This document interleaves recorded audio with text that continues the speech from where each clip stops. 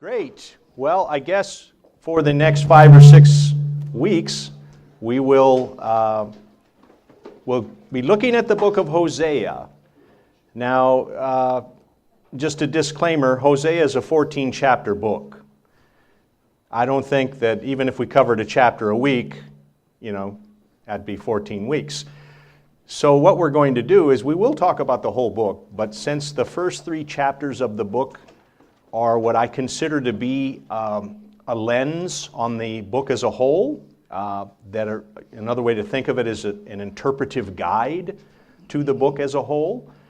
A lot of our discussion will focus on Hosea 1 through 3.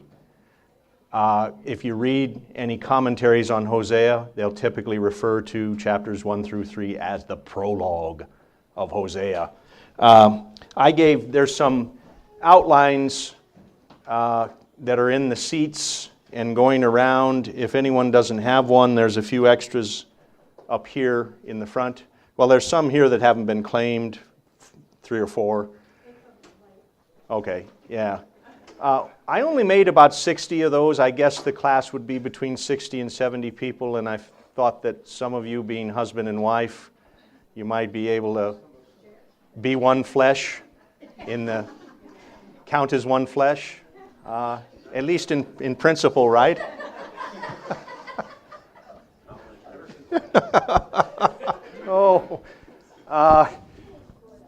Here's... I know this is a lively class, so this is just to give you an idea of the structure of the book. 14 chapters. The first 3 chapters are I would argue, and will argue this morning, those first 3 chapters not only introduce the book of Hosea, but they introduce the entire, what some would call the minor prophets, but more recently people are calling the book of the 12. What do they mean by that? They mean Hosea through Malachi. Now they got the name minor prophets from St. Augustine. He said, well, there's some large prophets, Isaiah, Jeremiah, and Ezekiel. We call those the major prophets, and well, some include Daniel. And then there's some minor prophets that are smaller, that don't have as much literary material. So he called it the book of the 12, the minor prophets. But in recent times, there's been a lot of interest in seeing whether these 12 minor prophets were meant to be read as one book, because they're written on one scroll in the Hebrew. And so I'm going to approach the book from that angle and argue that Hosea not only introduces the first 3 chapters of Hosea, the prologue not only introduce the book of Hosea, but provide you with the lens and interpretive guide on the whole history that's unfolding as you move from Hosea through Malachi. Now, where are those books located in the English Bible? Well, they're located right at the end of the Hebrew canon, right? You go to the book of Malachi, you turn the page after you get to Malachi 4, and what's there? Matthew. In the Hebrew canon, they're in a different place. They're more in the middle. They have law, prophets, and then they end their canon with the writings. Why did the English Bibles mess with the order? Well, lots of theories on that, but one might have been just the strong sense that these 12 books really point to Christ. They proclaim Christ.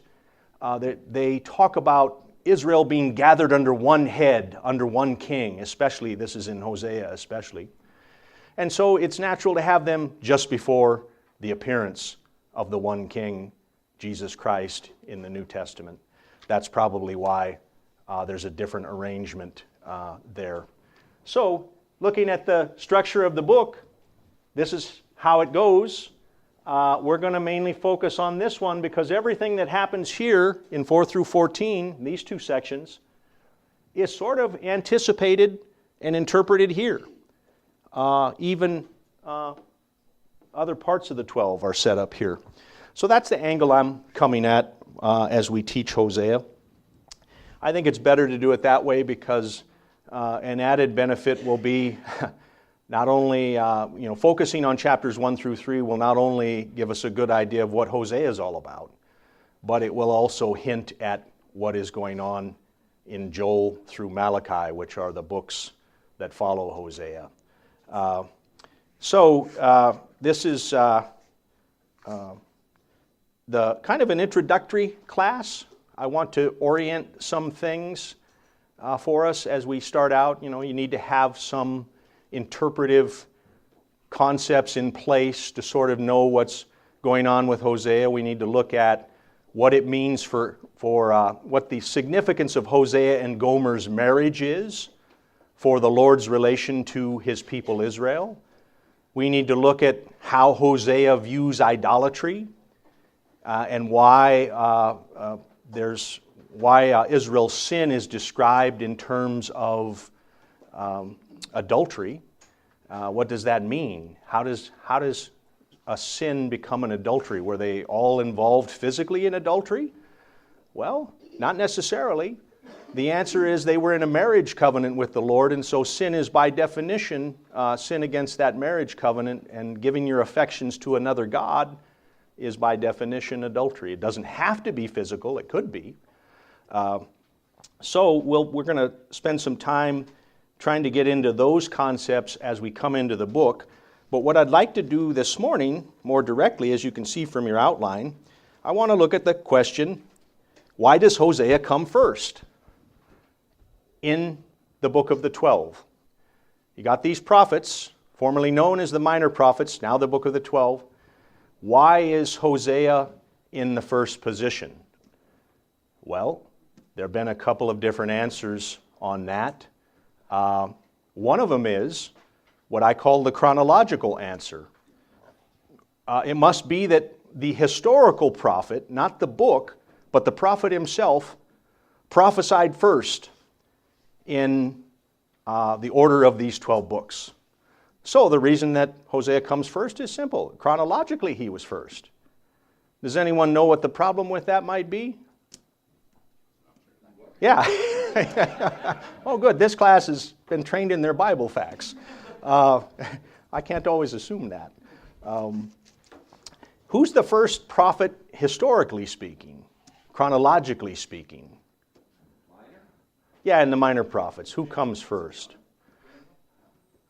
Some would say Joel and Jonah, but it's really hard to determine their dates because there isn't any data on the kings in their introductory superscriptions. And most people would say the prophets we know when Jonah existed probably from the book of 2 Kings, but nailing down when he prophesied is difficult. Usually Amos is taken as the first prophet. So Hosea's dates, now this is not when the book was written, but the dates when he prophesied, maybe 747 to say 715 BC. That's Hosea. Amos is earlier. He starts somewhere around 767, maybe 762. I don't know what the end dates are. You can see there's somewhere like a 12 to 20 year difference between the beginnings of the ministries of Hosea and Amos. Amos prophesied earlier. We get his dates from, if you read the book of Amos, the first couple verses say that he prophesied 2 years before the earthquake. Now, geological evidence and modern tools have enabled us to see that that's a place called Hazor, north of the Sea of Galilee, somewhere in the area of modern-day Syria and what was biblical Damascus. And the date is probably somewhere, it could be as early as 767, but no later than 762. So Amos prophesies sometime around there in that window. He's probably historically the first prophet. So the chronological answer, why does Hosea come first, doesn't add up. And you could say, well, it's not Amos, it's Joel or Jonah, but the point is still the same. He's not chronologically the first prophet. Another answer, if you go to chapter 1 in Hosea, and I know some of you have Bibles and some don't, but I'll do a little bit for you here, those of you that don't. If you were to read through the 11 verses in the first chapter of Hosea, you would see that it talks about the naming of 3 children. One of them, Jezreel, is the first one. His name is kind of a play on the word Israel, and we'll talk about that later. In the Hebrew, you can see it very clearly. The 2 words sound very similar in Hebrew. The second son is Lo Rukama. It means no mercy. And the third, that was the second, the daughter. She was a daughter. The third child, who was a son, is called Lo Ami, not my people. So it looks pretty grim. Many people interpret this as a covenant lawsuit aimed at divorcing Israel. Now, I take the view that divorce isn't what God has in view here with idolatrous Israel. He's actually bringing a disciplinary providence on her to return her to himself. Now, I'll make the case for that from the Scriptures for the skeptics, but in any case, just keep that in mind as we go through these next weeks. But if you read down through the naming of these 3 children, it doesn't look very encouraging. Then you get to verses 10 and 11. Yet the number of children shall be like the sand of the sea. Now, where does that imagery go back to? Promise given to Abraham. So whatever the naming of these 3 children mean, it doesn't mean the relationship between God and Israel is coming to a final and definitive end. It's not divorce in that sense. The promise to Abraham still holds, and in fact, it's going to be fulfilled through these acts of judgment that are coming upon Israel. Now, that sounds paradoxical, but we'll have a chance to look at it more closely. They'll be like sand of the sea, which cannot be measured or numbered. The place where it was said to them, "You are not my people," it shall be said to them, "Children of the living God." Now, you could understand living God as a rather straightforward, what would we say, quotidian, ordinary sense. We all know God is the living God. Here the emphasis in the context of Hosea's prologue is on His ability. He's the life-giving God. He's the God of resurrection. When we bring ourselves down to death, He is the one, as the living God, who can raise us up to life. And you can see that very idea hinted at in the next verse. The children of Judah and the children of Israel shall be gathered together. These people have been scattered by God's judgment, yet they'll be gathered, and they will appoint for themselves one head, and they shall go up from the land. This is Exodus language.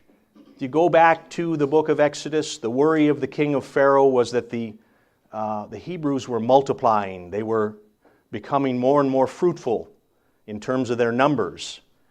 And the worry was they would go up from the land. Literally, they would exodus from the land.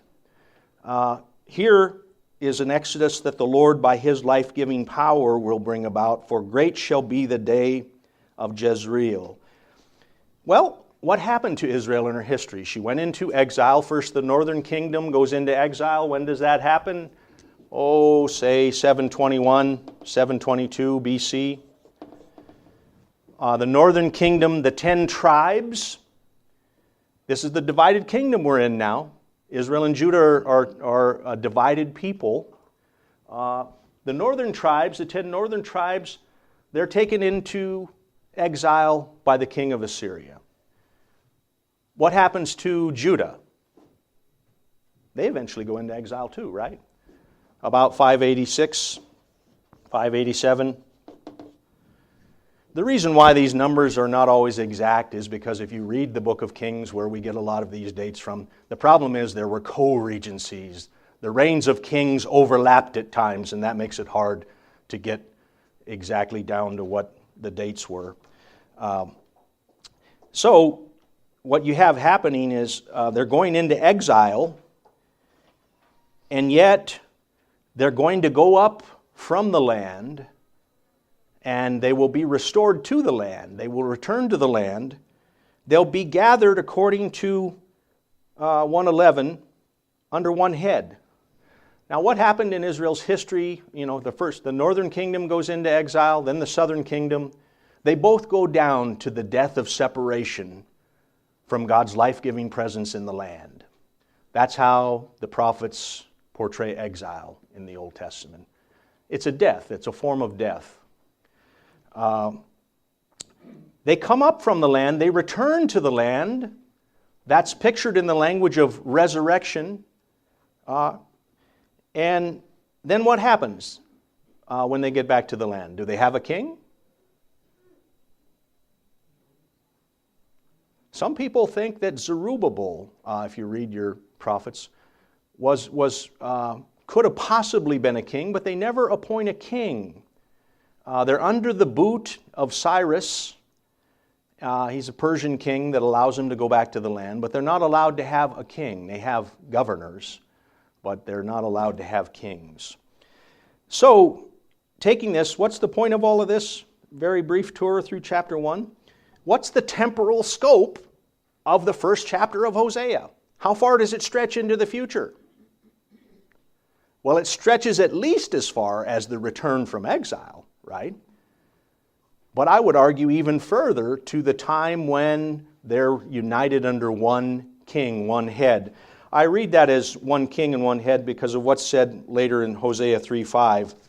In the latter days, Israel shall return. They'll return to the land and seek the Lord their God and David their king.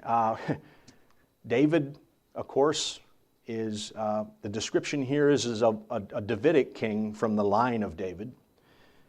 And they shall come to the fear of the Lord and to his goodness in the latter days. The time of the Messianic age is how I read the latter days, when the Messiah has come. So, the temporal scope of Hosea 1 takes us all the way from the days of Hosea in the 8th century, sometime around mid-8th century, at least all the way on down to the exile, and then and the return in 586. But arguably, depending on whether you're a Jewish or Christian reader of Hosea, takes you all the way to the first advent of Christ. So, here's a second reason people would say Hosea comes first. Hosea comes first because of the temporal range, the temporal scope. No other book in the 12 has quite this much scope in it that takes you all the way from 8th century all the way down to the first coming of Christ. That's a little closer answer. Clearly the chronological answer doesn't work. Hosea is not there because he's the first prophet chronologically speaking. There's others that probably came before him. Certainly Amos did. The temporal scope argument is a little bit better. But of course I take the third option. It's the theological function of the book. What do you have in Joel through Malachi? Largely what you have is a judgment history that's coming upon idolatrous Israel. Now, it looks for a while as though Judah is going to escape this judgment because Judah is not worshiping at the false shrines that the northern kingdom has set up. But if you read the prophets, they'll often say, and it's even said in the book of Hosea, Judah watched what her sister Israel was doing, and then she started doing the same thing eventually. So Judah comes under the judgment of idolatry as well. That both kingdoms in the end go down to death. So what you have in Joel through Malachi could be described in one way of describing it would be a judgment history that comes on both kingdoms, the divided kingdoms, for their idolatry. And the way that judgment is described is in a phrase that occurs. It starts in Joel, and it doesn't occur in every book after that, but it's also prominently mentioned in the last book of the 12, Malachi, and that's what we call the day of the Lord. The day of the Lord is frames, you might say, like bookends. Here's Joel, first mention of the day of the Lord. Here's Malachi, last mention of the day of the Lord. They frame that whole history in between that the books are describing. It's a judgment history. Why does Hosea come first? I think Hosea comes first, as I have it in the outline. It comes first because it gives a theological context for that judgment history. And how does it do that? Well, it describes it. Hosea doesn't have a day of the Lord. Okay, so he doesn't speak of a day of the Lord. It's a technical term. The Hebrew is Yom Yahweh, the day of the Lord. Doesn't appear in Hosea. Hosea speaks of days of visitation. The Lord is going to visit His people, Israel and Judah. The visitation isn't necessarily judgment. It can also be blessing. In fact, we're going to see it actually accomplishes both. These visitations that Hosea speaks of, he understands in the context of God's character. I want to argue that he specifically understands it in terms of the character description of God that we find in Exodus 34. That's in your outline there. Take a look. What's the context for this? Israel has committed idolatry under Moses. Moses is up on Mount Sinai. God was revealing to him His commandments. What was Israel doing? They were down at the foot of the mountain worshiping the golden calf. Judgment comes upon Israel for that. A division is produced in Israel. You can read that in Exodus 32. There's a division between who's with the Lord and who isn't. So God's judgment on idolatry produces a division in the midst of Israel. And Moses intercedes. He stops the judgment, but the people aren't really declared forgiven until you get to Exodus 34.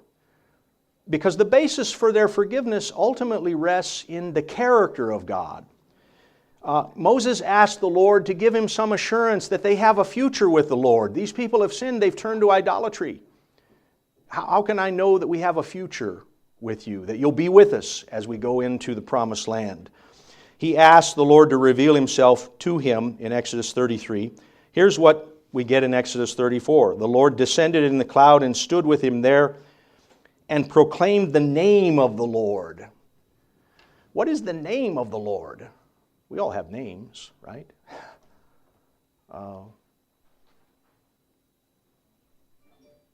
The character, right?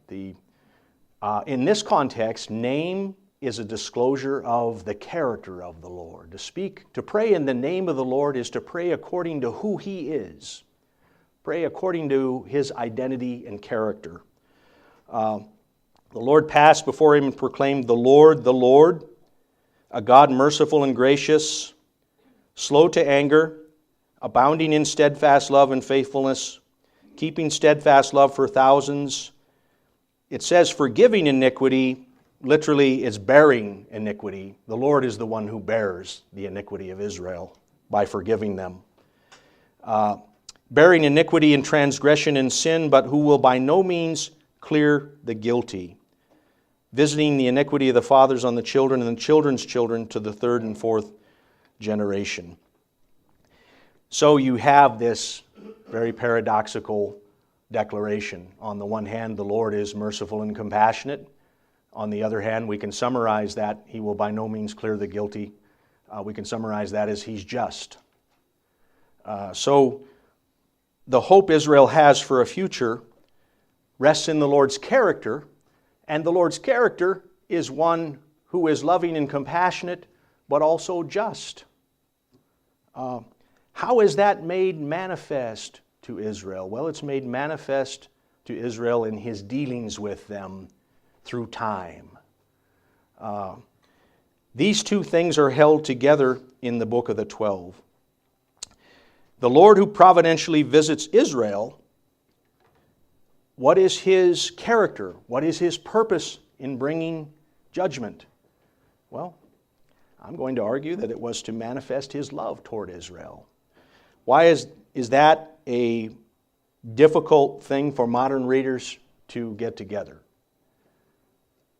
Because usually in modern thinking, there's God's love over here and there's God's judgment over here, and either one or the other is true, but there can't be any way that they're both true at the same time.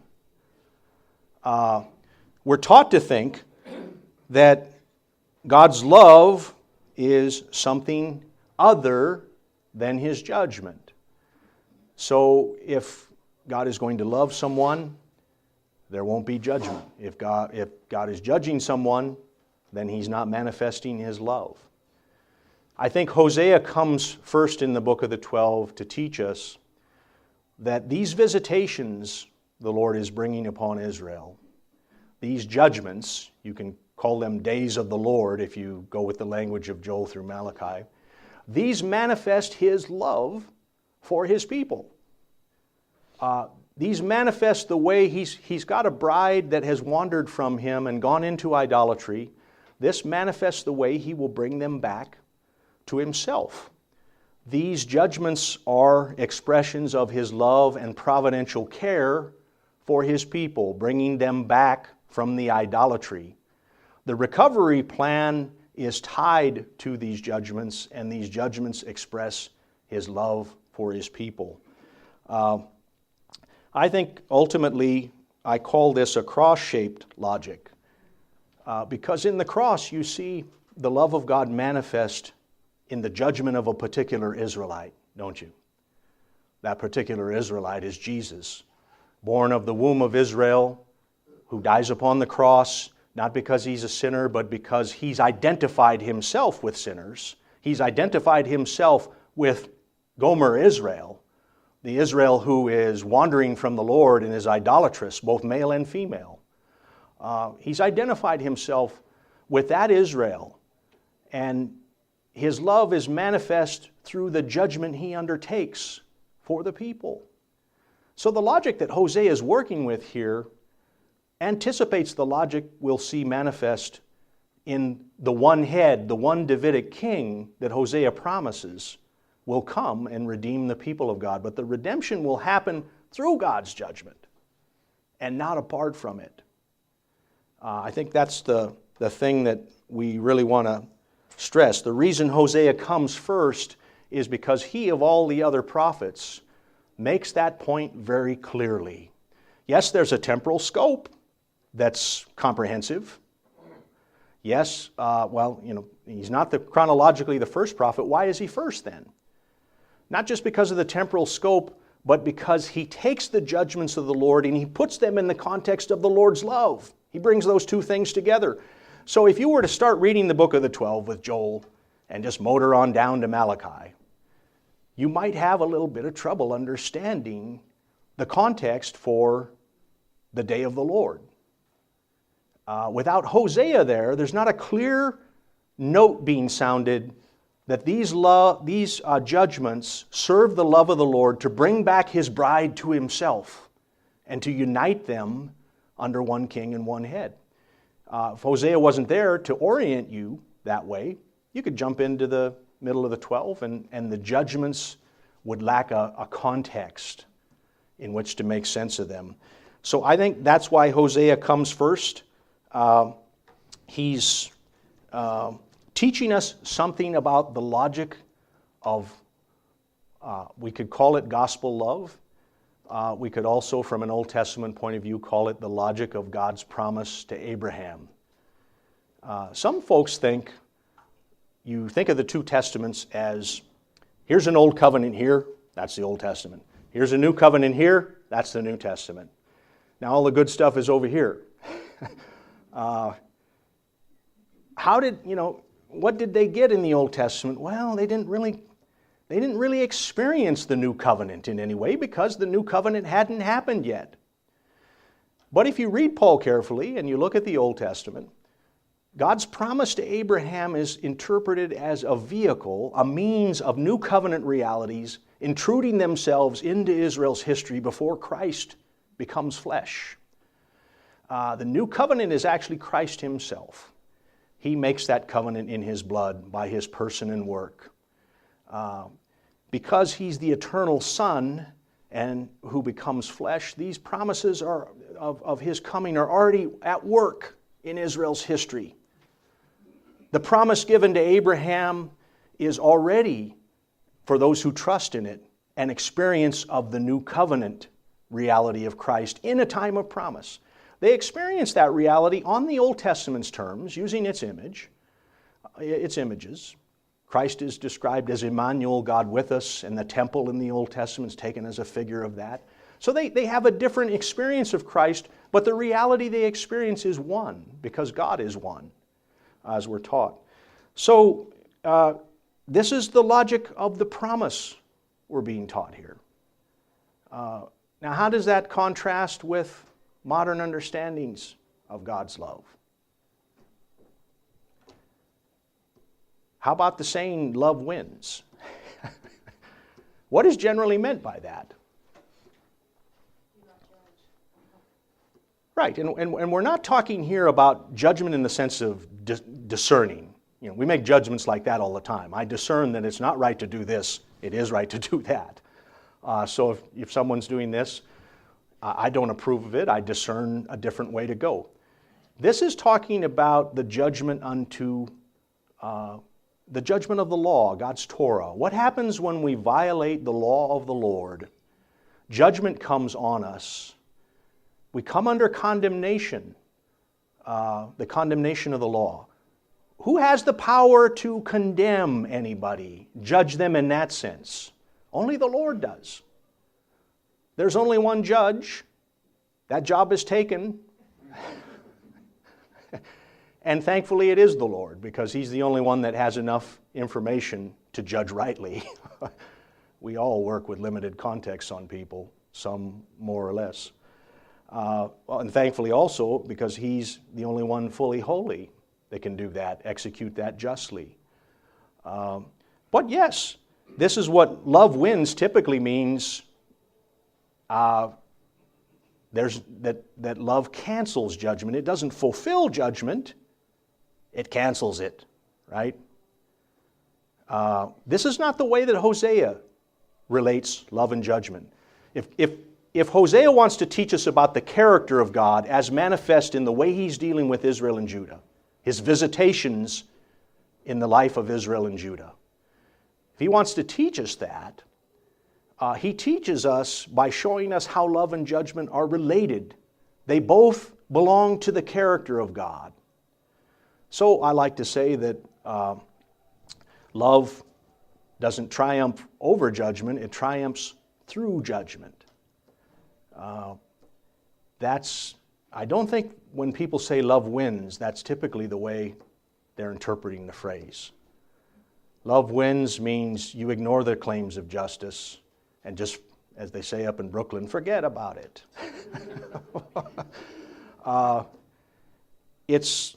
Now, there is for us, okay, because as fallen sinners, we're not able to judge others properly. It's beyond our pay grade, as I would say. In our case, mercy has to triumph over judgment. And that's what James is talking about when he says that in James 2. For the case of fallen sinners, and from the fact that there's one judge, that's God, mercy must triumph over judgment. We're not in a place to judge people unto condemnation.